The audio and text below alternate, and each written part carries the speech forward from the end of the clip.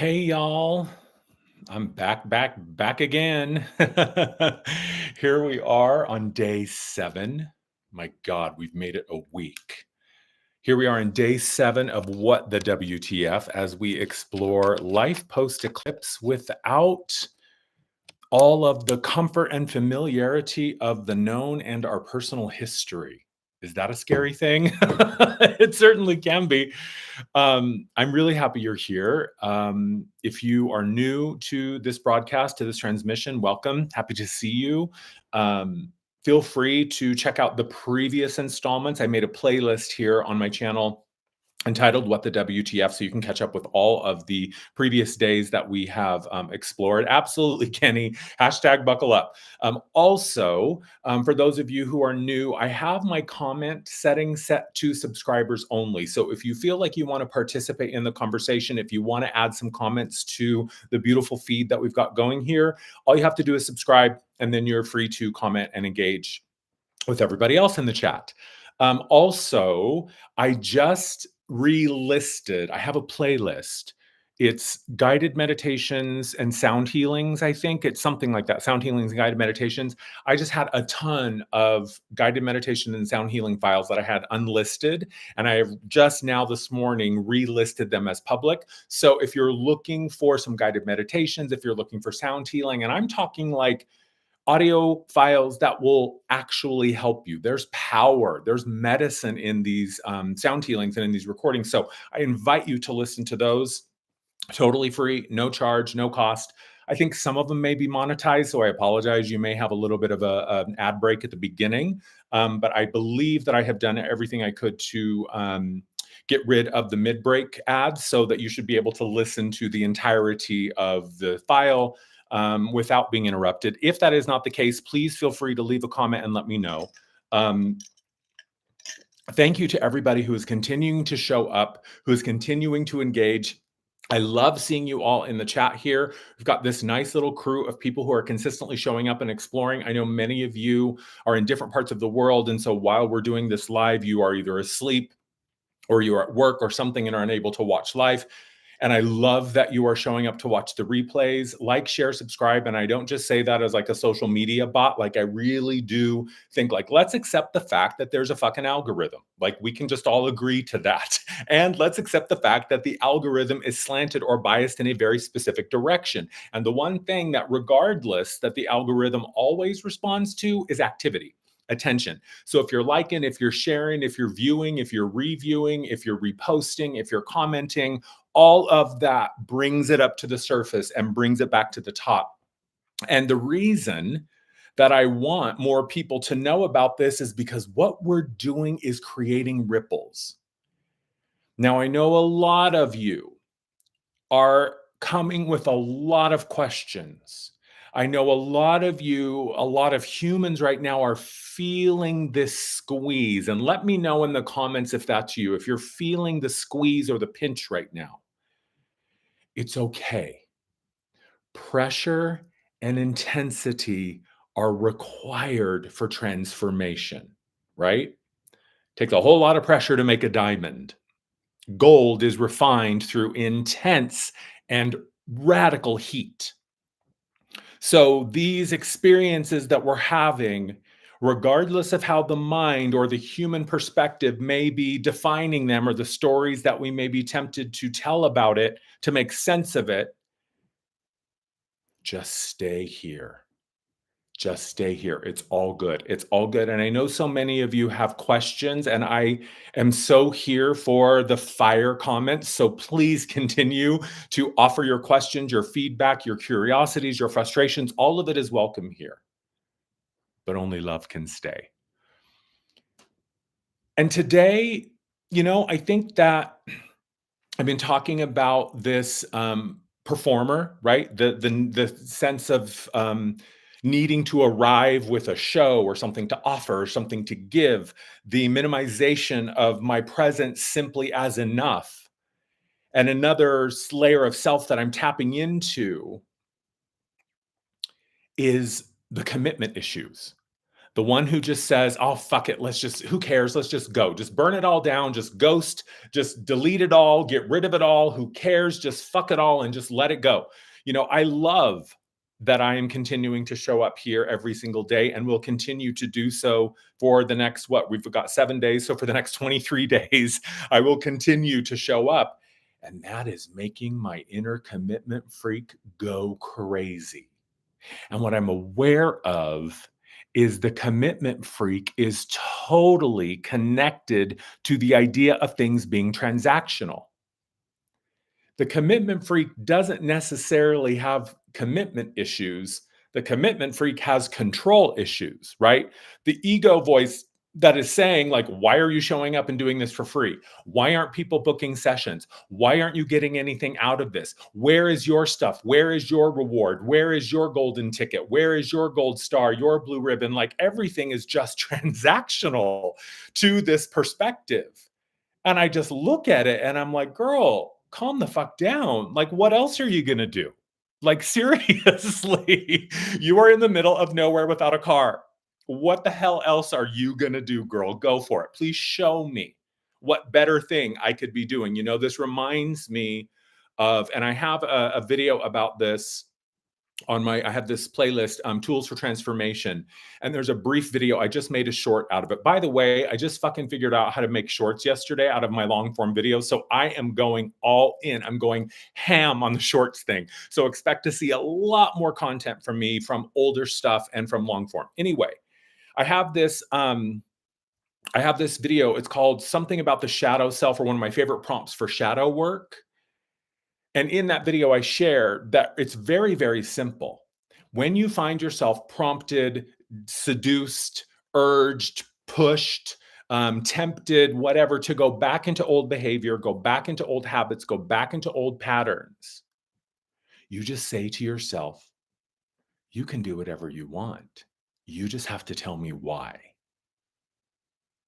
And the minute that you give yourself permission to feel or desire whatever it is you are feeling or desiring in that moment, and all you have to do is give yourself permission. And permission, by the way, doesn't mean we're actually going to do the thing or take the action that that layer of self wants to take. We're just calling the bluff on ourself. So when a part of you says, I want to go fucking burn it all down, this sucks, this is stupid. Okay, cool. That's valid. Tell me why. You can burn it down. Here's a match. Here's some gasoline. And I'll give it to you, but you just have to tell me why. Without fail, it will lead you to a belief. It will lead you to a layer of self that is trying to protect you. The old urges, impulses to go into old behaviors and patterns are simply a part of you that does not know how to live a liberated life. And the only thing it wants is to go back into the cage, because the cage is small. The cage is clean. The cage is tidy. The cage is familiar. The cage has a lot less for me to manage and be responsible for. And if I'm in a cage, that implies that someone else put me there. So then I also get to play the powerless victim game. So when you say to yourself, baby, you can do whatever you want. Go for it. Go for it. I give you permission not to want to show up today. I give you permission to think this is stupid. You have every right to judge everything I do and everything I want to do. And you have to tell me why. That 99.9 repeating percent of the time will immediately short circuit the program. It like instantly goes zzz, and you, oh, okay, I can do whatever I want. Oh, well, that immediately takes care of my inner rebel, right? I remember when I was a kid, and one of my favorite ways to threaten my mom was say, I'm going to run away. And I would go, pack some clothes in a bag and then go hide in the basement or walk around the block or something. And then one day I said, I'm going to run away. And she said, okay. And she went right into my bedroom. She threw a suitcase on the bed. She opened all the drawers of my dresser in my closet, threw all my clothes in a suitcase, zipped it up and gave it to me, said, there you go, have fun. I never threatened to run away again.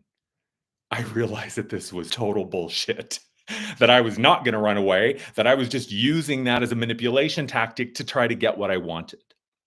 So when you lovingly say to yourself, okay, you want to run away? I'll help you pack, but just tell me why. So that tool I find to be incredibly helpful. That is something that for me has really consistently been able to clear a path back to myself. Because what I really find myself coming back to over and over again. And you know what, Holly, when you're talking about feeling out of character, I think that's okay. Now, hear me out. There's a few things that I want to lay out here. Number one, suffering. And this is from my book, Notes from the Higher Self by me, Amar, available on Amazon. Thank you to everybody that's been purchasing and reviewing. It really helps. Even if you just go to Amazon and look for my book, it brings the search results to the top. But one of the things that I talk, or that, I channeled in this book, Notes from the Higher Self, was this idea that everything is for you and everything is from you. It's all coming from you and it's all coming towards you. It's all for you. Yes, Kenny, it's just a child. Why do we have to do that? What's going on? Where are we going to go? Who's going to be there, right? All this curiosity. So when we lay out a couple of things, it really helps to bring some context to where we are. And especially when we find ourselves tempted to go into old historical ways of being, old historical models, because all of that is rooted in a belief. Like I was saying yesterday, 99.9 repeating percent of this reality is objectively neutral. There is no inherent or baked in meaning to anything. Anything. It's all just a set piece on the stage that you are playing upon, and you get to decide what it means. And I think one of the most influential things that we have access to is our belief system. And when a belief system is not interrogated, it can create great struggle and suffering. And sometimes when we are operating under a belief system that is not true for us, right? It's not true for me, right? My mom, my dad, my teacher, someone told me somewhere down the line that this was true, and I just believed it and said, okay, sure. And then I never stopped to question it. That will create suffering, because when it's not yours, it's heavy. This idea of baggage, your baggage doesn't weigh anything. Anything that is relevant and relative and authentic and organic to what you really are doesn't weigh anything. Other people's baggage weighs a fucking ton. Byron Katie says this. She says there's three kinds of work. There's your work, there's my work, and there's God's work. And the only time I feel any sort of stress or suffering is when I'm trying to do work that does not belong to me. So when I allow myself to be where I am, immediately suffering and struggle collapse, because suffering is created by the desire to vacate the present moment. Suffering is created, is chosen, is activated, is manifested the minute that we want to be anywhere else but where we are. This also goes in line with what I was talking about a couple of days ago, about one of the most liberating things you can do for yourself is to relieve yourself of having to be the judge of right or wrong, good or bad, and just trust that I am here because it's valuable for me to be here. Valuable for who? I don't know, and I don't care. I can just trust that where I am is where I need to be, have chosen to be, I'm supposed to be, however I want to define it. And I can just trust that this is where I am. This is where I need to be. And the minute that I surrender to that, regardless of how I may feel about it, regardless of my judgments or opinions or stories about it, well, if the eternal infinite spirit has seen fit to put me here, who am I to say no? Right? So surrender to the moment. And surrender doesn't have to be a protracted thing. That's the point. A lot of people, when we talk about surrender, get really pissed off because they think that it means like 40 years of surrender. Well, sometimes, but surrender can also be an instantaneous pivot. It can be the 180 that you need to turn in the new direction. By the way, when you're talking about someone making a change, it's a 180, not a 360. If they make a 360, they just end up facing back to where they were in the first place. So you want it to be in 180. There's your grammar lesson for the day. So when you're looking to make a 180, when you're staring into the mouth of the beast going, I don't think I need to continue to walk in this direction, surrender. See where spirit is calling you, not where you want to go. When what you require and what you desire are the same thing, magic happens. But I digress. So you're here because you chose to be, right? Everything that you are experiencing is a projection of your belief system on some level, conscious, unconscious, superconscious, subconscious. It's just somewhere. Ooh, thank you, Bliss. Love that. Thank you. 555, one of my favorite combinations. So really what it comes down to, and this is for everybody who is saying, give me answers. How do I get out of where I am? Give me the key to unlock the door. I've been listening to everything you say, but I'm still stuck. I'm still frustrated. I'm still broke, or whatever the thing is. I'm still sick. I'm still angry. Okay, there's a couple things at play here. Number one, I don't have answers for you. I'm going to make that really starkly, stunningly clear. I do not have answers for you. What I have are things that have worked for me. What I have are things that are eternal truths, capital T truths. What I have are things that have worked for my clients. What I have is my experience of finding my own keys and remembering how to do them. And that is what will activate within you your journey of finding your own keys. The only thing that ever works, the only thing that I have ever found in the thousands of lives that I have lived, the only thing that ever inspires a human to action is that one of two things: either them getting sick and tired of their own bullshit, or, and this is the most powerful one, because sometimes we're sick of our own bullshit, but we don't know what else to do. So being sick of our own bullshit often takes us to the edge of the cliff. But the thing that gives us the permission, the freedom to leap, is seeing another human do it. That is the only thing. Because I can sit here and I can preach and I can talk and I can proselytize and I can share and I can offer and I can sing and dance, all of it. But until there is something within you that allows you to connect to what I am sharing so that you can then take that seed and make it your own, you're not going to believe it. The mind is going to say, well, that's impossible. The evidence of this can be seen in the Olympics. And that might seem strange, but stick with me. So what's beautiful about a human to human interaction and one human witnessing another human, especially when one human believes that something is impossible and then they see another human do it, that's what gives them permission to unlock that ability within myself, right? So let's fast forward 30 or 40 years ago, and this idea of the 5-minute mile was impossible. No human can run a 5-minute mile. That is physically impossible. And then guess what? We saw someone run a mile under 5 minutes. And then every single human who was watching that other human do that saw something happen that had been previously said was impossible. The greatest scientific and medical minds on the planet said, oh, you can't do that. And then guess what? A human did it. And then everybody who witnessed that was going, oh, I can do that. No one can run less than a 4-minute mile. Then it happened. Oh, that is possible. That's why we see world records getting higher and higher and higher. Okay, sure, there is some technology that can allow us to be more optimized, blah, blah, blah, blah, blah, more adept training technology, all of that bullshit. But that doesn't change the potential of a human. That just unlocks it.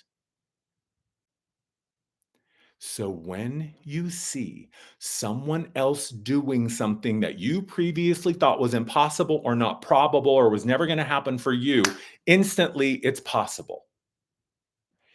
Now what you have is case evidence. So now when the mind says, oh, you can't do that, you can go, really? Because I just saw some dude on the Olympics do it. Right? So when you find yourself in a place and you don't know how to get out. And this is just as much a message to myself a week ago when I recorded the first installment of this What the WTF series. The only time that I have ever felt lost, stuck, invalidated, afraid, anxious, frightened, terrified, the only time I have ever felt that way is when I had forgotten who and what I really am. There's another thing at play here. Most of us have a tendency, because we so desperately want to be good, we so desperately want to be cleared and healed and embodied and integrated, and we so desperately want to ascend or fulfill the purpose or the mission or whatever the thing is. And so many of us are trying so hard to find a way out that we create a prison. All suffering is rooted in the desire to escape the present moment. And when you believe that you are stuck or that you are trapped, it's only because you've forgotten who and what you are. And when you believe that you are stuck or trapped or you're pissed or you're forsaken or God is out to punish me or the universe is out to get me or I did it wrong or I'm not worthy, no, that's just simply not true. The problem often is you think you have to do it all on your own. The mind comes to you with a fear and says, oh my God, I only have $5 in the bank. What are we going to do? And you take the bait and you freak out and you allow yourself to get all wrapped up into this panic and this fear like storm, never realizing that all you have to do is say, Spirit, I don't know how to do this. You need to remind me. I don't know how to fix this. Please help me. Please remind me. I don't know how to shift this. Please remind me. You're not the only one doing it. And guess what? It's never happening via the mind. The solutions, the inspiration, the insight, the epiphany, it never comes through the mental mind, ever. Because the human mind can only view things historically. The human mind has one function. That is to know what is happening and what has happened. And what is happening will always be connected to what has happened so that the mind can make sense of it. So when we are moving into the unknown, when we are moving across the threshold of our history, the last thing we want to do is look over our shoulder and try to figure it out. It's about being present and just surrendering. You don't have to know why or how or when or who or what. You can just say, Spirit, I don't know. And I'm here and I'm ready, but continuing to show up and do the same thing every single day just isn't working. So I just got to let it go. So here's my question to you. If you're finding yourself stuck, if you're finding yourself in a chronic state of dissolution, disconnection, whatever the thing is, frustration, it's number one, a sign that you're trying to use this to fix something that this is responsible for. This doesn't fucking fix anything. I love the mind, but the mind is so limited, it's ridiculous. The mind is very, very powerful in many ways, but the mind is not the oracle. The mind is not the seer. The mind is not the clairvoyant. The mind is not the visionary. The mind is a computer that processes, collates, and organizes information. That's really basically it. Now, it also connects us to the higher mind, to the divine mind, which is where the magic is happening. But you just have to allow yourself to be where you are. And this has been the thing that I have found to be instrumentally effective in shifting my experience. And this is what I started to ask myself at the beginning of the year was, what haven't I tried yet? And what you're witnessing is my experience of trying the unknown thing in real time. If you fast forward to a video that I posted in August, I'm going to remind myself to link the August video because I keep talking about it and then I forget to do it. But if you rewind back to like August of September of last year, and I was talking about a lot of these same questions, and I tried and I followed a path and I made choices and it brought me right back to where I am now.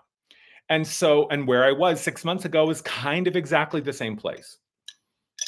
But what I asked myself and what I did in the beginning of the year was I said, okay, I'm in the same place I've been before, seemingly. The truth is, it's always different, right? You're always in a state of becoming, but that's another conversation. So at the beginning of the year, I was like, okay, I have been here before. Things are feeling really, really familiar, and I'm not here for another turn on the merry-go-round. I surrendered to where I was, and I simply asked myself, Spirit, my guides, my angels, my helpers, all of them, I said, what haven't I done? What is the thing I've been here before, many times, but what haven't I done? You know what the answer was? And I'm not making this up. I'm not using this as exaggeration. And this may be immensely frustrating to those of you who are still looking for a way out of the cave. By the way, I have a video here on my playlist called Exiting the Cave. It's one of the guided meditations. You might find that very helpful. The thing that I hadn't done yet was nothing. And I'm not talking about nothing as in giving up or becoming cynical or bitter or jaded or going, fuck it, whatever, screw this. No, it wasn't an angry thing. It wasn't a sense of entitlement. It wasn't a trick. I wasn't trying to gaslight myself. I just said, okay, the one thing I have not done in the past was nothing. In the past, I was always trying to fix it. I was trying to change it. I was trying to force it. I was trying to control it. And all of those fix, change, force, control, those are all the realm of the mind. Those are all the realm of the mental human self.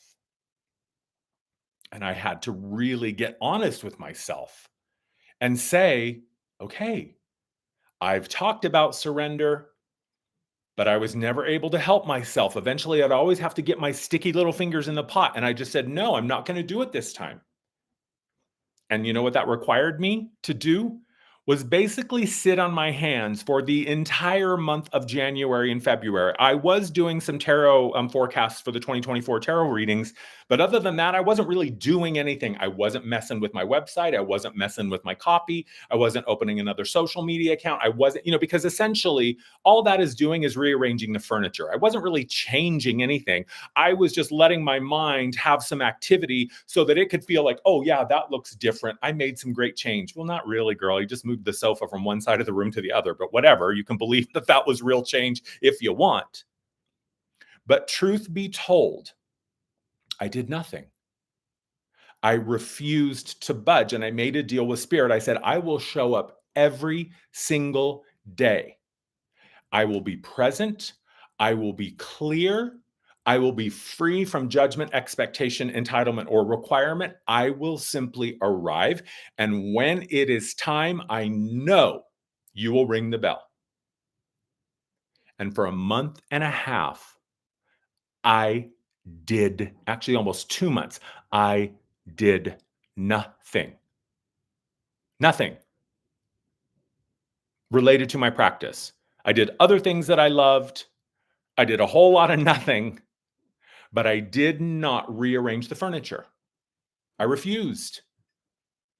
And when the mind would go, oh my God, panic, panic, panic, I would say, you can do whatever you want, baby. You just have to tell me why.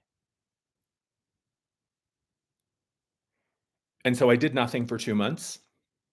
And then I put together a program that I was really, really excited about, Self-Liberators League. It was going to be 16 weeks. It was so amazing. I was so ready to pour all of myself into it. I was ready. Like it was going to be group chats and, free one-on-one sessions. And hey, Jane, thank you. Welcome.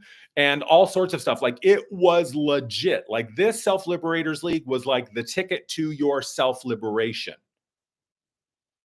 Nobody signed up. Okay, cool. All right, I tried it. And then I just let it go.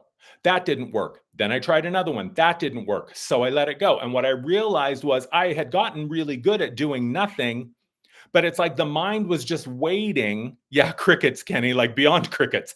But then the mind was just waiting for its next opportunity just to get back to trying the same old shit that hasn't worked for several years. So then I just went back to doing nothing. I said, no, I'm not going to do it. I'm not fucking rearranging the furniture again.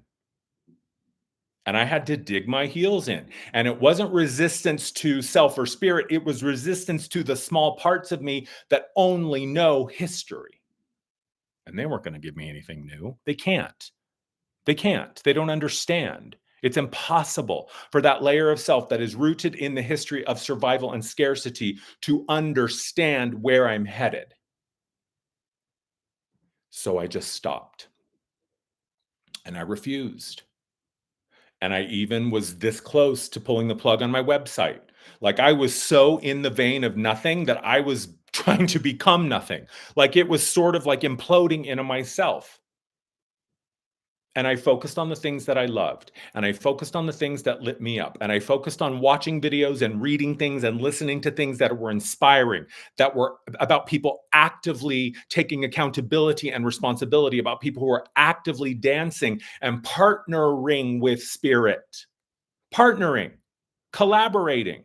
And for those of you who have ever collaborated, you know that collaboration is I bring my best, you bring your best, and then we create something greater than what we have each done ourselves. But I wasn't collaborating. I was calling it collaboration, and then spirit would come to the table and I'd turn into a little fucking tyrant control freak and say, no, I want it now. I want it this way. And it has to be like that. And if it's not, then I am a failure and I am disappointed and I'll be mad and I'm just going to go have a little tantrum and hide in the corner.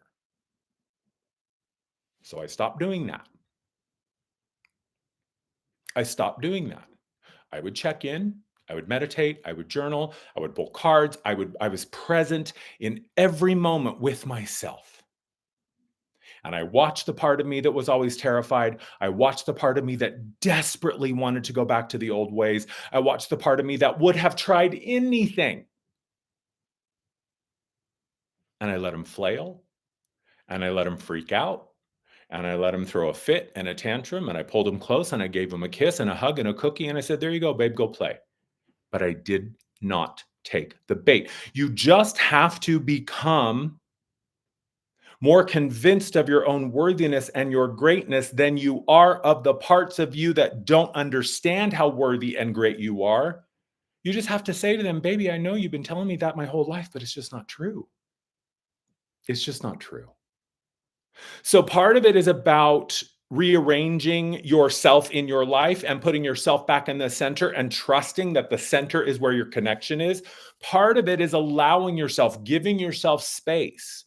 Part of it is understanding that it's not about control and force and effort. It's about allowance and surrender and co-creation and collaboration. It's about unifying yourself around something. There's another piece here, and I talked about this the other day, right? Remember when I was talking about the crystal and you're in the center, right? And that this is your reality, and you can look through any one of these myriad of facets to see a different version of reality. And what I was talking about when I was sharing that was that, and this is what's happening. When we are in a state of fear, when we are in a state of anxiety or panic and we're spinning out, it's because we're believing something that is not true. That's all. And we're trying to operate within a context and within a reality that isn't real, that isn't true, because fear is always creating an illusion. And so when you're trying to when you're trying to be present within this illusion, it's distorted and it doesn't make sense and everything is crazy, right? It's bizarro world, right? Bizarro Jerry. Black is up, black is white, up is down, left is right, day is night. And when you're not centered, when you're not clear, when you're in that panic and that fear, that's evidence of one thing. And listen to this. When you are living in a state of disconnection, which is fear, anxiety, panic, all of that, because disconnection just means you've temporarily forgotten what and who you really are. Because if you really, really, truly understood, like on a cellular level, who and what you really are, you'd never be afraid again. So when you are afraid, you are living inside fear. You are living inside this distorted reality. I want to find some sun for it, but it's out of frame. You are living in fear. You are living in this distorted reality that is making things look crazy, and they're not crazy. It's making monsters out of shadows. It is just turning mountains into molehills into mountains. But the minute that you pull that fearful self close, the minute that you remember, oh, this is just a perspective. I'm just currently looking through a different facet. The minute that you remember that and recall that, you expand yourself. The minute, the second, the instantaneous switch that happens, the minute that you remember, oh, fear is always a lie.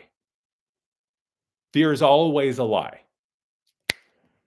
Now I can start to expand again.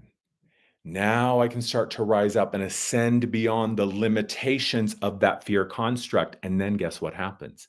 Now I'm holding this fear in my hand. Now it exists within me.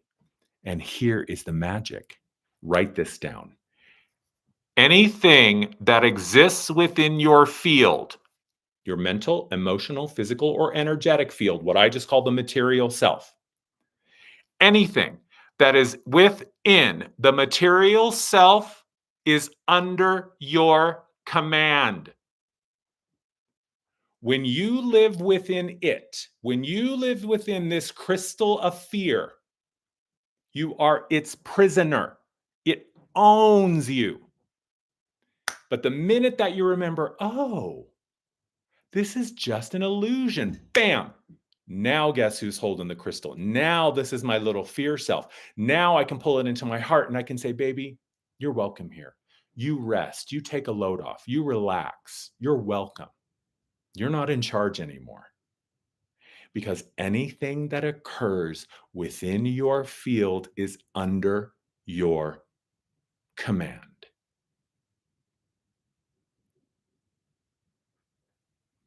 So fear, you're just believing something that is not true. You have forgotten who and what you are. Thank you, Bliss. I love, Bliss, you're giving me all these super cool numerology things, 777555. So I just want to leave you that with you today. Just remember, write it down. When I'm in fear, it's just temporary amnesia. When I'm feeling fear or anxiety or stress, I have just forgotten who and what I am. When I am in fear, anxiety, or stress, it's probably because I believe that I'm the one doing it all. Oh my God, no. How can I be the one that's doing it all when I am always within the field of spirit? I am always held. If you were not in the purview of spirit, if you were not in the field of spirit, if you were not on spirit's radar, you would not exist, my dear. You couldn't, because the very thing that created all of it created you. So without the creator, you would not be created. So allow yourself to remember that you've just forgotten. Allow yourself to remember that you're just taking work that doesn't belong to you. People ask me all the time, when's it going to happen? How's it going to happen? I don't know. It's none of my business. What? That's spirit's job. When and how has never been answered by you or me, by any human. When and how? Nope, not your business. Shut the fuck up. When? Nope. How? Nope. Shut it. Shut it. When and how arrive, say, I don't know, but come with me while we figure it out. I don't know, none of my business, but I can't wait until it arrives. And then just go back to doing the things that light you up. So I don't have answers, but I do have ways that you can find your own. Love you all. Also a reminder, all of my single sessions are on discount through the end of April. When you use code SPRING20 at checkout, you get 20% off. The link in my description is there to book a session. Yes, King Mastermind, that Master Lord, that is so true. You are worthy because you are. Did you hear me? You are worthy because you are. You do not have to earn your worthiness. Spirit gave you a body. She gave you a soul. She gave you a timeline. She gave you a life. She gave you a purpose. She gave you a path. She gave you a team of helpers. She gave you whatever, a whole squad. So the Creator says you're worthy. So who the fuck else are you going to listen to? Love you. See you tomorrow. Same time, same channel. Notes from the Higher Self by Amar, available on Amazon. These are all the messages that I channeled from my higher self over a period of 2 or 3 years. It's really, really powerful information. If you did buy it, please leave a review. It really helps me. Donations are always welcome. Stripe and PayPal links in the description below. Like, share, and subscribe. Love and light. Have a great day, everyone. See you tomorrow.